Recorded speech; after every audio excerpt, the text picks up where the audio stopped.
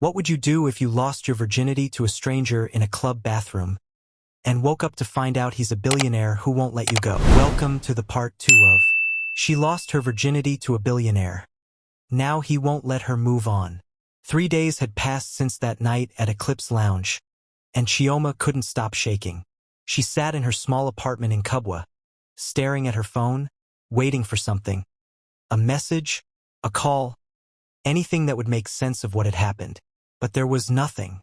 Just silence and the memory of a stranger's touch that had felt like coming home.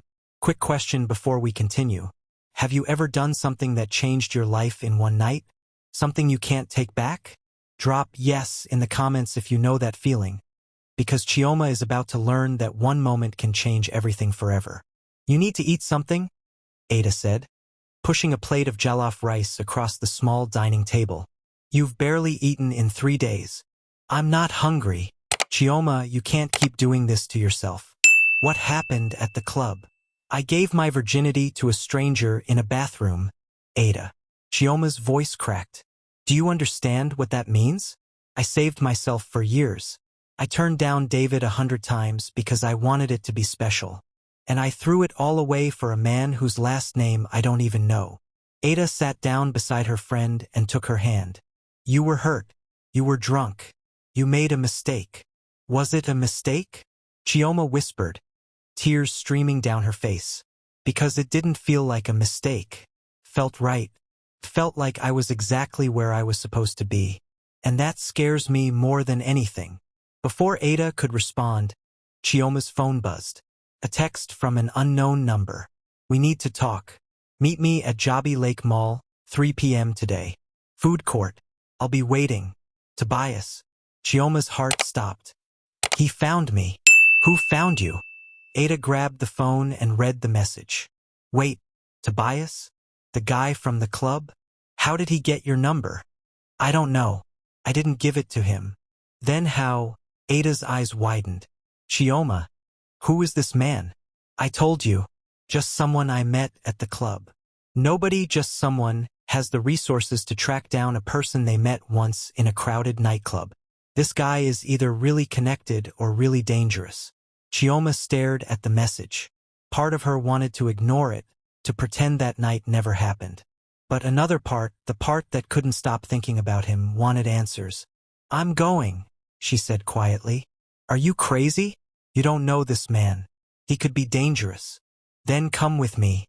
Stay nearby. If anything feels wrong, I'll text you. Ada looked at her friend's determined face and sighed. Fine. But I'm bringing pepper spray. Jabi Lake Mall was crowded on a Saturday afternoon. Families with children, young couples, groups of friends, all moving through the air-conditioned comfort, shopping and laughing like the world was simple. Chioma spotted him immediately. Tobias sat at a table in the corner of the food court, dressed casually in jeans and a black polo shirt. He looked different from the man in the suit at the club, more human, more real. But those eyes were the same, intense, focused, the kind of eyes that saw everything. When he saw her, he stood up. Chioma, thank you for coming. How did you find me? She asked, not sitting down yet. Does it matter? Yes, it matters a lot. Tobias was quiet for a moment. I have resources, connections. I asked people to help me find you. Why? Why would you go through all that trouble? Because I couldn't stop thinking about you. The honesty in his voice made her chest tighten. Because what happened between us, it wasn't nothing. You felt it too. I know you did. Chioma finally sat down, her legs suddenly weak. I don't even know your last name. Okafor. Tobias Okafor. The name hit her like cold water. Okafor. As in Okafor Industries? The oil company? He nodded slowly. You're that Tobias Okafor? The billionaire. Does that change things? Chioma laughed, but there was no humor in it. Change things? You're one of the richest men in Nigeria.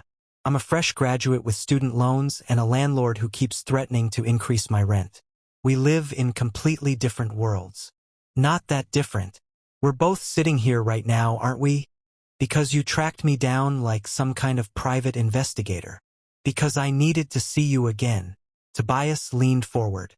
Chioma, I haven't been able to eat, sleep, or focus on anything since that night. You've been in my head constantly. I had to know.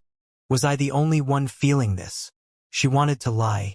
She wanted to tell him it meant nothing, that she'd already forgotten him, but she couldn't. No, she whispered. You weren't the only one. Relief washed over his face. Then give me a chance. Let me take you to dinner. Let me show you that what we felt wasn't just.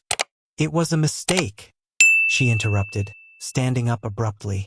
That night was a mistake. I was drunk and hurt and not thinking clearly. But I'm thinking clearly now. You're a billionaire. I'm nobody. Whatever you think you felt, it was just.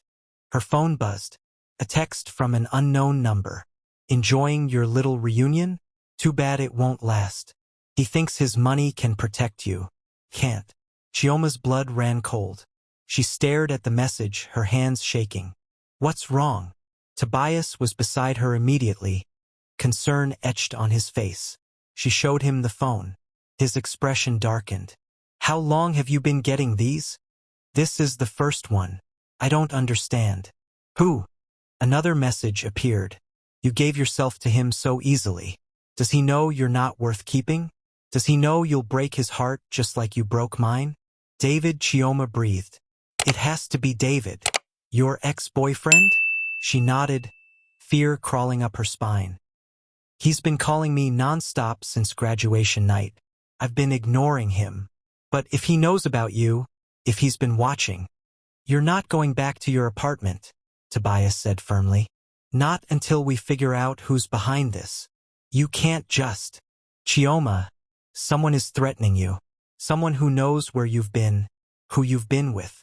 Until I know you're safe, you're staying with me. I barely know you. Then we'll fix that. His voice softened. I know I'm moving fast. I know this is crazy. But I can't let anything happen to you. I won't. Another text arrived. This one made Chioma's knees buckle. Tell your parents I said hello. They look so vulnerable at that market stall. It would be such a shame if something happened to them. Tobias caught her before she fell. That's it. We're leaving.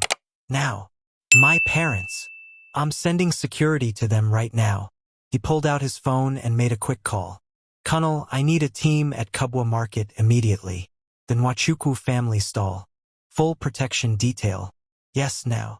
Chioma looked at this man who was taking control of her life, making decisions, offering protection.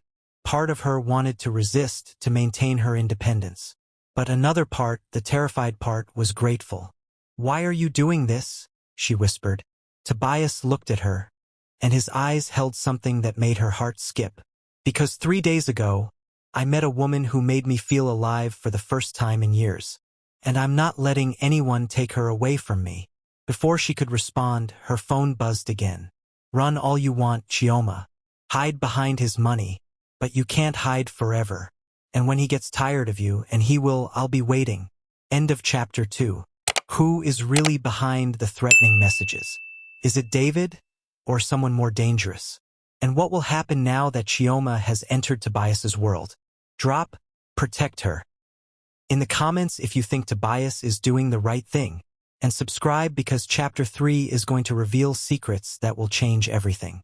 The stalker is getting bolder, and time is running out.